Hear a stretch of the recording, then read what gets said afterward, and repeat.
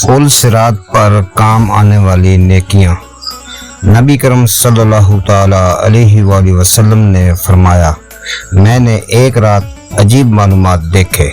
इनमें से एक ये भी था कि मैंने अपने एक उम्मती को देखा जो पुल सिरात पर कभी घसीट कर चल रहा था और कभी घुटनों के बल चल रहा था। इतने में वो दुरूद शरीफ आया जो इसने मुझ पर भेजा था। उसने उसे खड़ा कर दिया, यहाँ तक कि उसने पुल सिरात को पार कर लिया। मालूम हुआ दुरूद पाक पढ़ने वाले के लिए पुल सिरात से गुजरना आसान कर दिया जाएगा। लिहाजा हमें कसरत से दुरूद पाक पढ़ना चाहिए।